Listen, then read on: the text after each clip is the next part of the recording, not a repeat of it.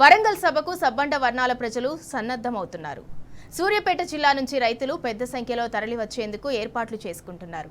ఊరు వాడ అంతా ఏకమై ఎడ్ల బండ్లు కడుతున్నారు. ఈ నెల 22న సూర్యాపేట నియోజకవర్గం ఆత్మకూరు ఎస్ మండలంలోని నెమికల్ దండు మైసమ్మ ఆలయం వద్ద పూజలు చేసి సభకు బయలుదేరుతామని చెబుతున్నారు. గత 10 ఏళ్ల బీఆర్ఎస్ పాలనలో వ్యవసాయం సంబురంగా ఉండేదంటున్న రైతులు కాంగ్రెస్ రాకతో కష్టాలు మొదటికొచ్చాయని ఆవేదన వ్యక్తం చేస్తున్నారు. 10 ఏళ్ల పాటు నడి ఎండాకాలంలోనూ చెరువులు కుంటలు మత్తలు దుంకితే రేవంత్ సర్కార్ నిర్వాహకంతో గంగరాళ్లు తేలాయని విమర్శిస్తున్నారు. మేము కేసీఆర్ మీటింగ్ మేము ఎడ్ల బండి కట్టుకొని మేము వెళ్తున్నాము. మా బాధలు చెప్పుకోవడానికి మేము వెళ్తున్నాం సార్. ఈ నీళ్లు లేవు, నిధులు లేవు, ఈ ఒడ్ల కొనకటం లేదు, ఏది లేకుండా ఉంది. కాబట్టి మేము కేసీఆర్ సార్కు 27వ తారీఖున మేము నడుచుకుంటాయినా బండి కట్టుకున్నా మేము పోవాలని మేము అనుకుంటున్నాం సార్.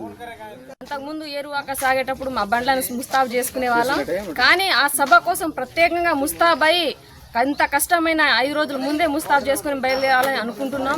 ఎందుకంటే మా సార్ కేసీఆర్ని కలవాలి, మేము మా బాధల్ని చెప్పుకోవాలి. ఎంతైనా కేసీఆర్ సార్ రైతు బాంధవుడు, రైతుల కష్టాలు తెలుసు కాబట్టి వారిని కలిసి మేము మాట్లాడాలని అనుకుంటున్నాము.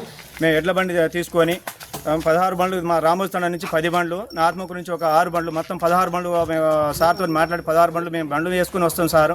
రేపు మీటింగ్ ఉంది కాబట్టి ఖచ్చితంగా మీటింగ్ మేము ఒక 5 రోజుల ముందే ఈ 5 రోజుల నుంచి ముస్తాబు చేసుకుని రేపు 22వ తారీఖు మేము మహాసభకు రేపు బయలుదేరుతున్నాం. ఇంకా 5 రోజులైనా ఇంకా ఖచ్చితంగా సార్ని కలిసి రావాలని చెప్పేసి, మా రైతుల బాధలు చెప్పి రావాలని చెప్పేసి, అన్నీ మా కష్టాలు చెప్పి రావాలని చెప్పేసి వెళ్తున్నాం సార్. ఇంతకుముందు సార్ ఉన్నప్పుడు మాకు నీళ్ళు ఫుల్గా వచ్చేది, ఇప్పుడు నీళ్ళు రావట్లేదు. ఇప్పుడు నీళ్ళు రాక అప్పుడు వచ్చింది, ఇప్పుడు ఎందుకు రావట్లేదని మేము కష్టపడి ఏ కష్టం పడ్డా కూడా పోయి వస్తాం. సార్ కాడికి కలవాలని మేము బండి కట్టుకొని వస్తున్నాం సార్.